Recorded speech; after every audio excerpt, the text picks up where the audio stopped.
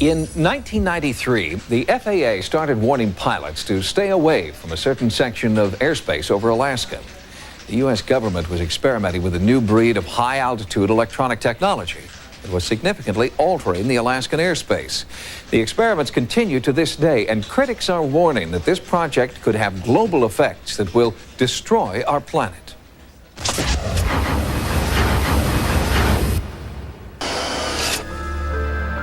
In Alaska, the rugged, pristine wilderness is timeless, most of it remaining just as it has for thousands of years. In the midst of all this natural beauty, just outside the small town of Gakona, stands an enormous and seemingly harmless antenna farm. It is a $100 million Air Force project known as HAARP, and critics of the soon-to-be completed facility charge it just may turn out to be the ultimate doomsday machine. It's got all the marks of Dr. Strangelove on it. HAARP is an acronym for High Frequency Active Auroral Research Program. According to program manager John Hesher, HAARP is a research facility designed to study the ionosphere. All the military have communications, surveillance, navigation systems whose paths either traverse the ionosphere or reflect from it. And so we need to be very careful about what we know about it and how we study it. What we're interested in is what is the effect of a large input of energy on the ionosphere. The ionosphere is the outermost layer of the Earth's atmosphere. It is part of an electromagnetic field that keeps out harmful solar and cosmic radiation. One visible effect of the sun's rays hitting the ionosphere is the aurora borealis, known as the northern lights. The ionosphere also plays a vital role in worldwide radio communication. The first transmission of radio waves across the ocean were quite a surprise when it was first done. People thought there'd be no chance to transmit the signals across the ocean by wireless. And in fact, what the ionosphere does is act like a mirror. And so you transmit a signal and it bounces off the ionosphere, then it bounces off the Earth.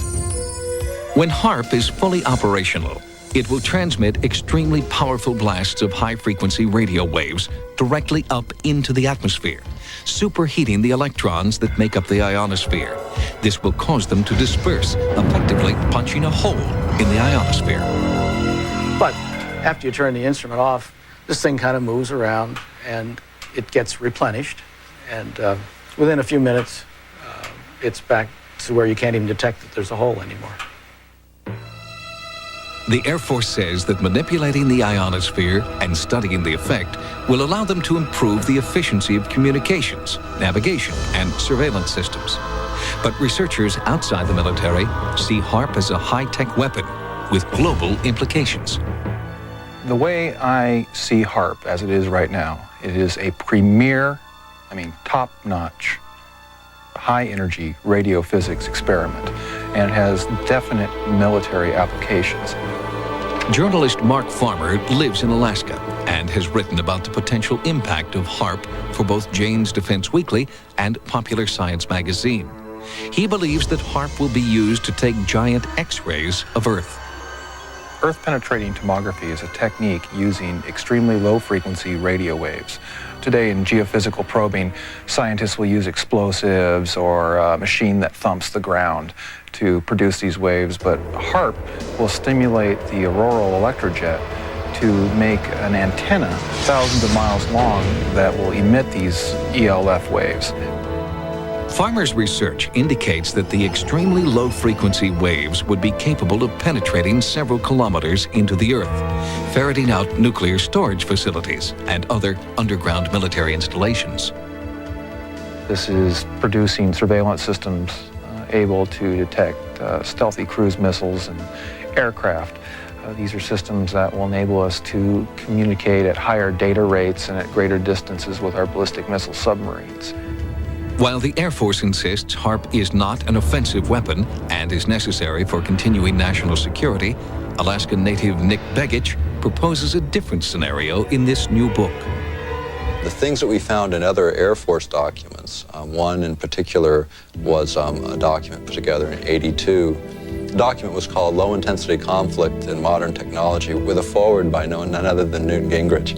In one section spoke about using radio frequency radiation transmitters for disrupting human thinking, for basically debilitating troops invisibly by being able to bombard them with radio frequency that was tuned to just the right frequency, in just the right waveform, so as to totally disrupt their mental process and basically debilitate those troops. Because of HAARP's potential to disrupt the Earth's magnetic field, many observers are concerned that it will damage the biomagnetic sensors that migratory animals like salmon and birds depend upon. Anything that HAARP can do to the magnetic field is orders of magnitude smaller than the natural variations of the Earth's field. So I would have to say, no, there's nothing we can do to affect the salmon. But what generates the most concern by far is HAARP's ability to tamper with and punch holes in the ionosphere. The thing that one of the Air Force documents points out is that they want to use this heater to create enough energy in the ionosphere to get a runaway effect up to the next stabilizing level, whatever that might be.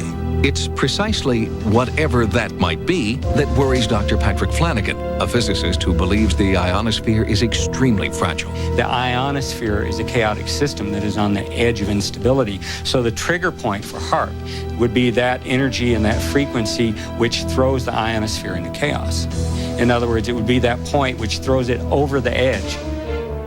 For example, it is believed that a hole in the Earth's ozone layer has caused an increase in infrared radiation, contributing to the melting of the polar ice caps and forcing New Zealand children to wear protective clothing to school.